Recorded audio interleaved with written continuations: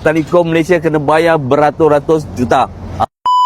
Ini berkenaan dengan highway Pasir Gudang lagi. Jadi nampak tak tiang tu dan kabel tu daripada sana ke Bang Sungai sampai ke ujung sana. Saya nak cerita kaitan kabel tersebut dengan kerja Jabatan Lebuh Raya Pasir Gudang. Jadi di Malaysia ni ada sistem dia yang ada ketika ini. Apabila mereka nak repair jalan, nak buat jalan, nak lebarkan jalan, kebiasaannya akan melibatkan beberapa utilities. Biasanya TNB, kabel. Yang kedua TM, Telekom Malaysia, kabel fiber optik. Kemudian SAJ ni adalah pipe air. Dan kemudian Petronas melibatkan pipe gas. Jadi biasanya dia orang buat kerja, mulanya laksana kerja, kemungkinan lah mereka akan beritahu kepada syarikat atau badan-badan yang menjaga utilities tersebut, SAJ ke, Telekom Malaysia ke, DNB ke. Jadi dia dah maklum bila perkara tu biasanya berlaku. Apabila kerja dah jalan, apabila sampai ke tempat-tempat tersebut, kemungkinan melibatkan utilities tersebut,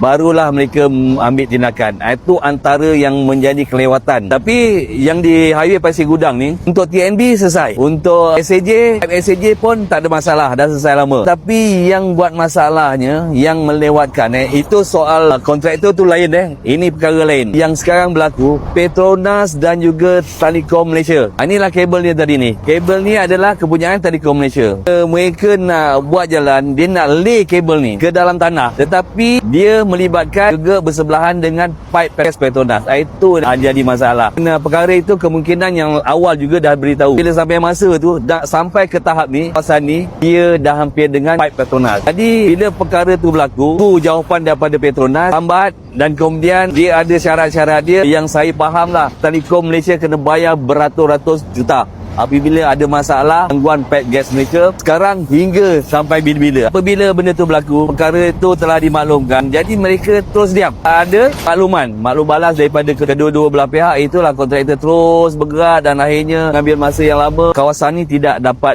kerja-kerja dilakukan sebab tak ada ulasan kebenaran daripada Petronas. Jadi kabel ni dulu dia tak boleh lay bawah tanah. Jadi solution yang lepas, YB Fadli datang di sini untuk selesaikan masalah tersebut. Dia panggil pihak Petronas, dia panggil pihak Telekom. Sebab mereka pun diam. Patutnya mereka ni bila masalah tu berlaku, mereka panggil lah TM, dia panggil kerajaan, dia bincang macam mana nak selesaikan. Tapi dia orang tak akan buat.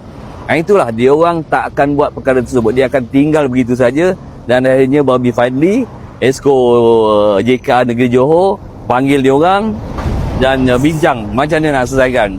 Dan untuk selesaikan perkara tersebut pun bukan mudah dan akhirnya dapat persetujuan daripada mereka lay kabel bawah tanah, tanam kabel bawah tanah. Akhirnya mereka bersetuju untuk naikkan kabel. Dia seberang, dia naikkan kabel macam lama-lama tu. Dia naikkan kabel, dia seberang dan sampailah ke sana. Kemudian masuk balik kabel yang lama dalam tanah semula. Bukan hanya kontraktor tetapi biasanya utilities punya company tu yang antara yang boleh melambatkan kerja.